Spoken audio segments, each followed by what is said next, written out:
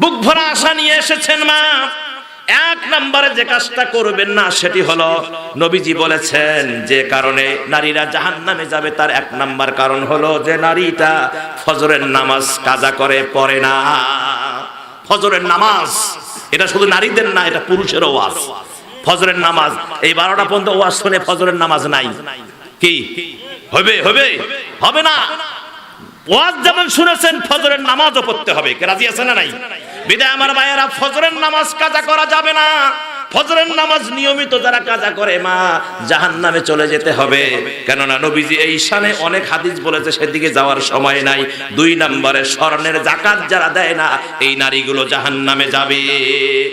অনেক স্বর্ণ আছে আপনার যাকাত দিলেন না, স্পষ্ট কোরআনের কথা। এই স্বর্ণগুলোকে কিয়ামতের ময়দানে জাহান্নামের আগুন দিয়ে গলায়া সিলমোহর বানায়া ললাটে পিঠে বিভিন্ন জায়গায় সিল মারা হবে। মাগো সহ্য করতে পারবেন না, বিধায় মা আলেম ওলামাদের কাছে ফোন করে হোক, স্বামীর মাধ্যমে জেনে হোক কতটুক স্বর্ণ থাকলে তার যাকাত দিতে হবে আর দিতে হবে না, এটা ভালো করে হিসাব নিয়ে প্রত্যেক বছরে মা আপনার ব্যবহৃত স্বর্ণের যাকাত আপনি সুন্দর করে দিবেন। তাহলে কিয়ামতের ময়দানে আপনি এই আযাব থেকে বেঁচে যাবেন। 3 নম্বরে গোসল ফরজ হলে যে নারীটা গোসল ফরজ হলে দেরি করে, দেরিতে গোসল করে, ও মা তোমার তো জানা নাই মালাকুল মউত কখন আসবে, কথা কোন ঠিক কিনা? হিসাব হলো তৈরি থাকবা মা, সব সময়ের জন্য পবিত্র থাকবা, ওযু অবস্থায় থাকবা, মরণের জন্য প্রস্তুতি নিয়ে থাকবা। ও মা কারো জানা নাই কখন মালাকুল মউত আসবে। যখন মালাকুল মউত আসবে তখন যেন আপনাকে পবিত্র অবস্থায় পায়।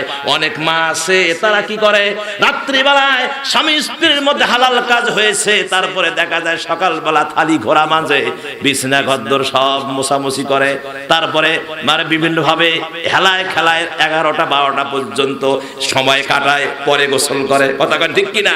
বিদায় মা এটা করা যাবে না মা, খবরদার। যখনকার কাজ তখনই সেরে নেবেন, এটাই হলো শরীয়তের হিসাব, ঠিক কিনা? তার কারণ তুমি যে 11টা পর্যন্ত বাঁচবা এর কোনো গ্যারান্টি আছে? তোমার সে কত কম বয়সের মহিলা কবরে ঘুমায় আছে, কথা কয় না কে? তোমার যে কত কম বয়সের বালিকা কবরে ঘুমিয়ে আছে। ও মা, এজন্য সব সময় মৃত্যুর জন্য প্রস্তুত থাকবা, শরীরকে পাক রাখবা, সব সময় উযু অবস্থায় থাকার চেষ্টা করবা। তাহলে ওই নারীটা জাহান্নামে যাবে যে নারীটা গোসল ফরজ হলে দেরি করে। বিজুলের মায়েরা খবরদার, এই ভুল আর করবেন না। আজকের একটা ওয়াজ যদি বাড়িতে নিয়ে যান তাতে আপনাদের ওয়াজ একদম যথেষ্ট হয়ে যাবে। 4 নম্বরে লীল পালিশ। কি পালিশ? Lille polish. এটা কি জাতীয়?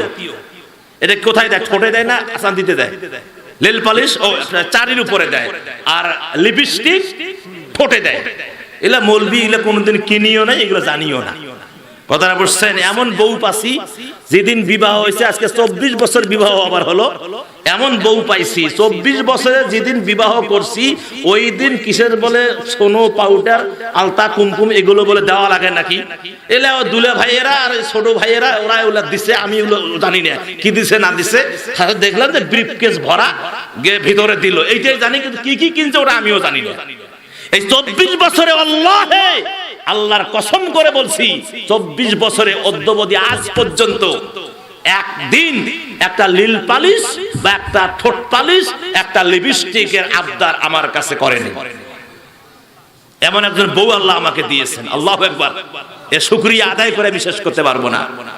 রাসূল বলেছেন যে যে স্বামীটা স্ত্রীর প্রশংসা করে ওই স্ত্রীটা ভাগ্যবান, যে স্ত্রীটা স্বামীর প্রশংসা করে ওই স্বামীটা ভাগ্যবান। আর আমাদের প্রশংসা করে কি জানেন? খালি যদি চান্স পায় বল্টুর বাপের 12টা বাজে ছাড়ি দেয়, কথা কয় না কে? হ্যাঁ, নামাজে মাঝে মাঝে দোয়া করে আল্লাহ সদগে মরে না কে? এ সদগেটা মরে না কে? আমাদের আচরণ এত ভালো, এত মজার আচরণ। রাসূল স্পষ্ট হাদিস, যে ঘরে স্বামী স্ত্রীর মহব্বত সেই ঘরটা জান্নাতের টুকরা, যে ঘরে স্বামী স্ত্রীর মহব্বত নাই সেটা জাহান্নামের টুকরা। এখন কার ঘরে কি আছে না আছে আমার জানা নেই।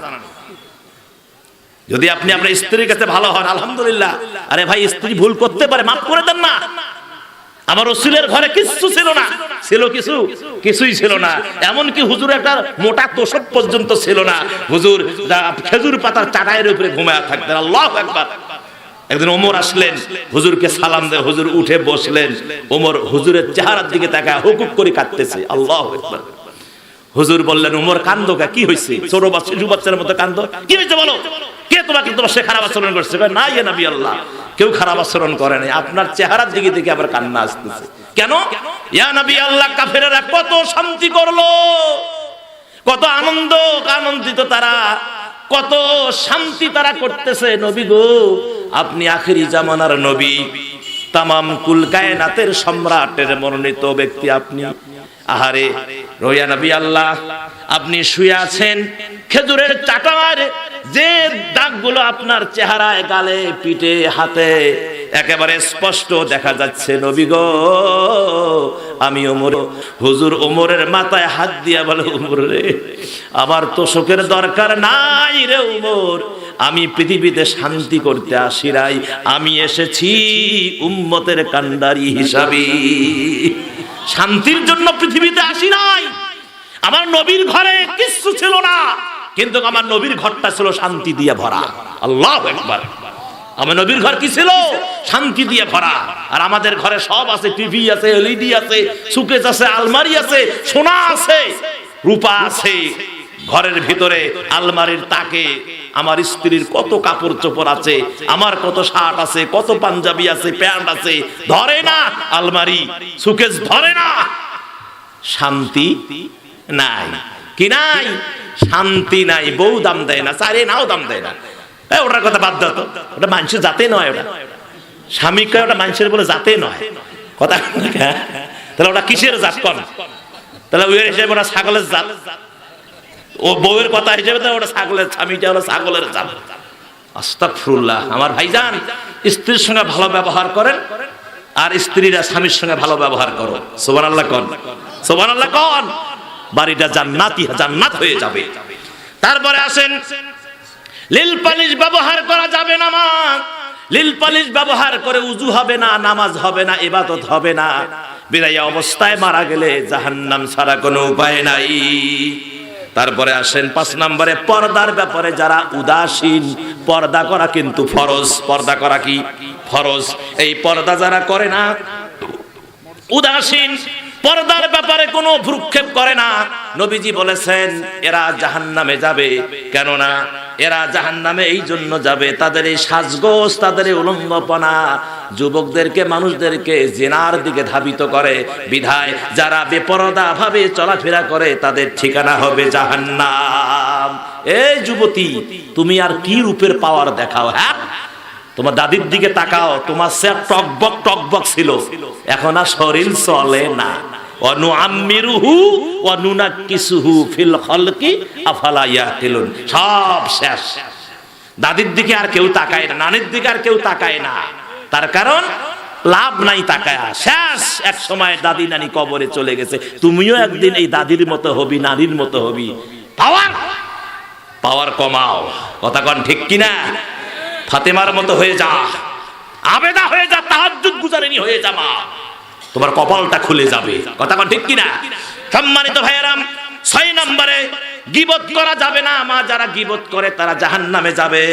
7 নম্বরে কৃপণ নারী যারা, তারা জাহান্নামে যাবে। 8 নম্বরে ভুল স্বীকার করতে লজ্জাবোধ যারা করে, তারা জাহান্নামে যাবে। আর 9 নম্বর কুফরি করে যারা, জাহান্নামে যাবে।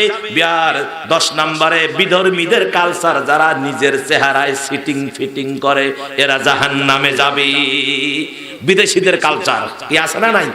আমাদের সমাজে কিছু যুবক ভাইকে দেখবেন হাফ প্যান্ট পরে। কি প্যান্ট পরে? আমেরিকায় হাফ প্যান্ট পরে, এরা হাফ প্যান্ট পরে। তারপরে দেখবেন কিছু জিন্সের প্যান্ট নতুন, একদম চকচকা, হাঁটুত ছিঁড়ে, এই চরুর মধ্যে ছিঁড়ে। কথা কানে কে? আরে ভাই, বুড়ে হয়া ছিঁড়লে সেটা মানা যায়, তো নতুন প্যান্ট হাঁটুত কিভাবে ছেড়ে, এইটা কোন আমার? এটা বলে স্টাইল। তা দেখলাম ওটা সেই 23 সালে দেখছি হাঁটু ছিঁড়ে, তারপরে হাঁটুর উপরে এই চরুত, এ জায়গাও ছিঁড়ে, এ জায়গাও ছিঁড়ে, খালি সুতে দেখা যায় আর চামড়া দেখা যায়। কথা কন না কেন? হ্যাঁ, তাহলে 24 সাল, এটা কি সাল? 24 সাল। তাহলে 24 সালের শেষের দিকে, তো শেষের দিকে আমার মনে হয় যে কিছুদিনের মধ্যে আসবে পাছা ছিঁড়ে। কথা কন না? হ্যাঁ, কিছুদিনের মধ্যে এই ডিসেম্বরের শেষ 31শে ডিসেম্বরের আগে দেখবেন যে পাছার মধ্যে কাপড় নাই। কি ভাই এটা কি কয়? এ স্টাইল, এটা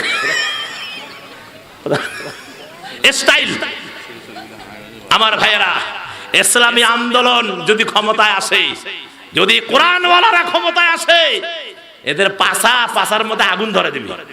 কথা কন না কেন? হ্যাঁ, এমনিতে ঠিক হয়ে যাবে। এই জন্য তো কাফেরেরা, এই জন্য তো সেই পশ্চিমারা বাংলাদেশে 95-90% মুসলমানের দেশে ওরা নজর কেন রাখে? তার কারণ এই বাংলাদেশের মানুষ কোরআনকে বেশি ভালোবাসে, আল্লাহকে বেশি ভালোবাসে। এরা ইসলামকে, ইসলাম প্রিয়, এরা কোরআন প্রিয়, এরা আল্লাহ প্রিয়, রসুল প্রিয়। যার কারণে ওদের আর সহ্য হয় না আমার ভাইরা। যার কারণে মাঝে মাঝে শকুনের মতো চোখ দিয়ে আমাদের দিকে তাকায়। তোমার চোখ গুতি বাহির করে নেব, বেশি তাকাইও না। কথা কন ঠিক কিনা? বেশি তাকাইও না, শিক্ষা নাও। বদরের ময়দানে 313 জন, কাফেররা 1000-এরও বেশি। মুতার যুদ্ধে 3000 মুসলমান, লক্ষাধিক কাফের, বিজয় দিয়েছেন আল্লাহ মুসলমানের। সেখান থেকে তোমরা শিক্ষা গ্রহণ করো। আল্লাহু আকবার কর আমার ভাইয়েরা। তারপরে কি সিরিয়া? 24 সালে কি সিরিয়া? পাঁচা সিরিয়া, এটা ডিসেম্বরের 31 তারিখের আগে হয়তো 2-1টা দেখবেন। আর 25 সালে গিয়ে দেখবেন সামন সিরিয়া। কথা কয় না কেন? সামন সিরিয়া। এখন বলেন এটা কি চলতে দেওয়া যাবে?